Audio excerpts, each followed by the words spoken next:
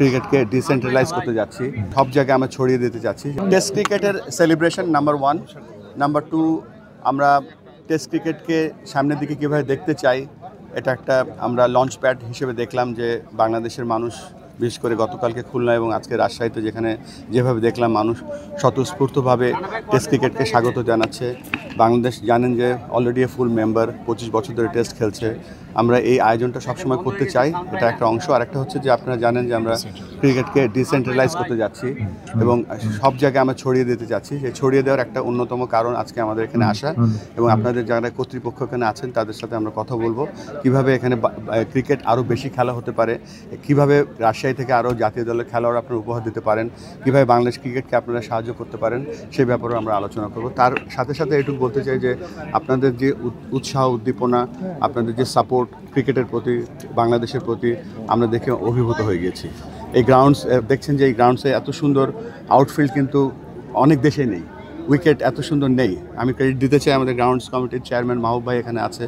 দেশব্যাপী যদি আমরা এরকম ফ্যাসিলিটি তৈরি করতে পারি তাহলে কিন্তু অটোমেটিক্যালি আমাদের আরও ক্রিকেটার বের হয়ে আসবে।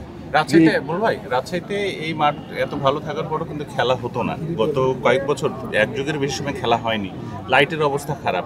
আমরা কি আশা করতে পারি যেবারে বিপিএল থেকে শুরু করে সবগুলো খেলা রাজশাহীতে কিছু হবে? দুটো কোশ্চেন এখানে, একটা হচ্ছে খেলা, একটা হচ্ছে ফ্যাসিলিটির ব্যাপারে মাহবুব ভাই বলতে পারবে, বাট আমি খেলার ব্যাপারে বলতে চাচ্ছি যে আমাদের প্রধান লক্ষ্যই হচ্ছে এখানে রেগুলার, শুধু দেখেন এখানে কিন্তু আমরা ফার্স্ট ক্লাস ক্রিকেট হয় মাঝে মাঝে, কিন্তু আমরা যেটা করব এখানে রাজশাহী বড় এই পুরো গ্রেটার রাজশাহী রিজনের মধ্যে আমরা প্রিমিয়ার লিগ চালু করব। আমরা এখানে ক্রিকেট অ্যাক্টিভিটি আরও বাড়াবো, এখানে training and coaching programme, umpiring programme আরও বেশি করে বাড়াবো। আর সবথেকে গুরুত্বপূর্ণ যেটা, এখানে অলরেডি আমাদের এজ গ্রুপের ক্রিকেট হয় এখানে 16 বছরের, 14 বছর, 18 বছরে, সেগুলোকে আমরা 2 দিনের ক্রিকেটে রূপান্তরিত করার চেষ্টা করব। আর গ্রাউন্ডসের যে বিপিএল এবং গ্রাউন্ডস নিয়ে যে কথাগুলো হচ্ছে এগুলো মাহবুব ভাই আমার থেকে ভালো বলতে পারবে। আসলে আন্তর্জাতিক মানের আমরা দেখলাম ইমার্জিং কাপ ক্রিকেট অনুষ্ঠিত হলো এবং প্রচুর দর্শক এবং দর্শক চাহিদাও আছে এখানে আন্তর্জাতিক পর্যায়ের ম্যাচ অনুষ্ঠিত করা।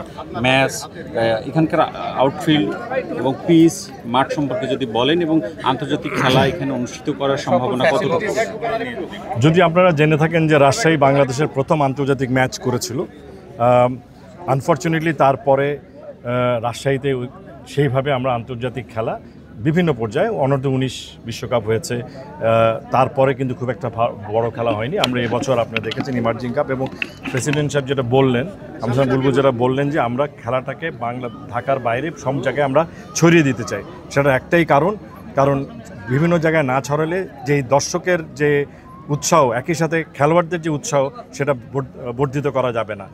এই মাঠের আরেকটু আন্তর্জাতিক পর্যায়ে খেলা করার জন্য কিছু ফ্যাসিলিটির উন্নয়ন করা দরকার। সে ব্যাপারে আমরা ন্যাশনাল স্পোর্টস কাউন্সিলের সাথে আলাপ আলোচনা করেছি এবং আমরা একটা প্রস্তাবনা দিয়েছি। আমি আশা করব অতি সত্বর এনএসসি এটাকে হাতে নেবেন এবং আগামী বছরের কোনো সময় থেকে এখানে এর থেকেও বড় আন্তর্জাতিক খেলা বা বিপিএলের খেলা আমরা এখানে দেখতে পাবো।